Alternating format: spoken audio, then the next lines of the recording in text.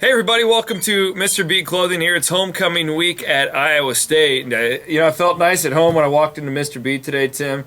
The weather is getting ready to change. I was just talking to my friends at Channel 13, some meteorologists, and they told me, hey, get the winter clothes out. Get it out from the basement and get ready. And go buy some new ones at Mr. B's. You know what, in life, it's the same as I sometimes feel sorry for Coach Rhodes. You think you got it all figured out, you got a game plan. Yeah. Just doesn't work out like this last week, like you plan it. Yep. Well, we work it all out, and then we get 80-degree weather. Now we're going to get 50-degree weather, so we like it at 50. And our store's full of nice sweaters and nice outerwear and wool pants and.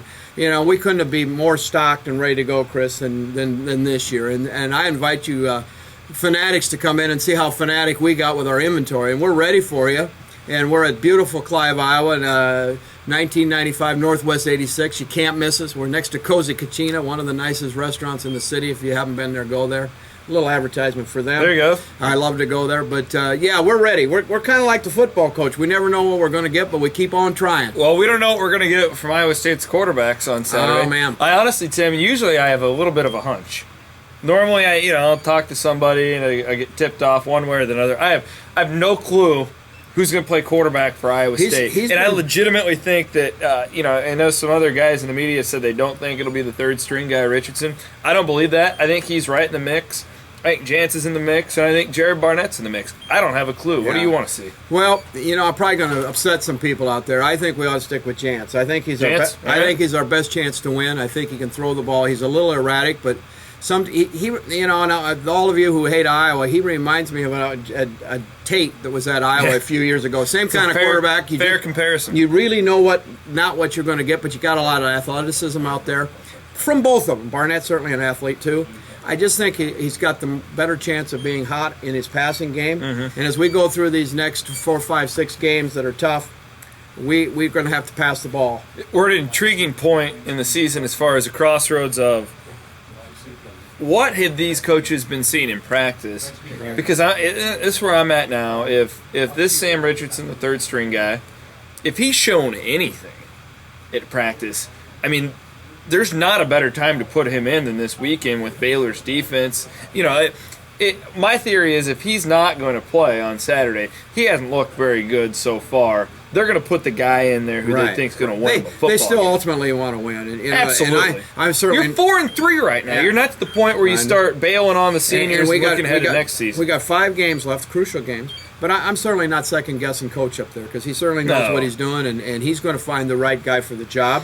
They're 17, they're 18, 19, 20-year-old kids, and, we go out there on a given day, and you just don't know what you're going to get. You don't know what you're going to get. Yeah. And, Tim, it's a situation, boy, I've talked a lot about this on our post-game radio show with Jack Whitford. Right. It's not, I really don't believe it, that it's a quarterback issue. This is an entire offensive problem right now. Boy, that's well said. Yeah. I totally agree. It's still a team sport. Absolutely. You got to catch the ball. You got to block. Right. You got to run with the football. And unfortunately or fortunately, on defense, there's no one we single out. Mm-hmm. If the defense plays poorly, we don't say, well, that middle linebacker was the worst thing I've ever seen. On offense, we single out the quarterback most of all. And that's why the quarterback, even if it's Trent Dilfer for the Ravens, however many years ago, he didn't have a whole lot to do with that Super Bowl. He just managed showed up. But he's the guy who gets to say, I'm going to Disney World. Right. You know what I mean? It's not that dominant defense that really took them to that Super Bowl. And that's the way the quarterbacks are. You and I, know it better than I do, but the formula to win is not just the 11 players you put out there on each side of the ball. It's the coaching staff, the preparation. It's how they practice during the week, who they're playing. There's just so much there. But we're in a tough stretch here, and 4-3, and I said 7-5 at the end of this season. I'm sticking to it. And when I look at the schedule, it could be as good as 8-4. If we get on our game, there's certainly winnable ball games in this next 5 games. Yeah, watch out, because I think we talked about this a little bit at the beginning of the year. The Big 12 is very good, but it's very top 10 to 15-ish good. Right. There's not a lot of, other than Oklahoma, I think they have set themselves up, and Kansas State, of course, but they're already in the rearview mirror for Iowa State. The games coming up are not what I would call dominant football teams. I think Iowa State has a legitimate chance to win every single one of them. So that's good. At least you're not writing off losses already, like we've seen in the past. I couldn't agree with you. You take that top-tier Big 12, and they're top maybe 5, 6, 7, 8, but Yeah. they're not really in that 1, 2, and 3. Yeah, in my opinion. and the ones that are in the rearview mirror, other than the Oklahoma we aren't playing. game. You know, and you get them at home. Kansas State and Oklahoma might be right in there for the national championship, and we got to give them that. They played great, you know. And all you KU or K-State fans, I know I've offended you, but I really think they're a better ball club than I thought they were. They've Hey, shown it. you got some great advertising down there in Manhattan, Yeah. Kansas. We did. All right, Tim. So you picking a victory this weekend? You know, I still have Baylor on the victory list, and I think we can get them Okay. at homecoming. I think they'll be inspired. I think the quarterback's going to be Steele Jantz.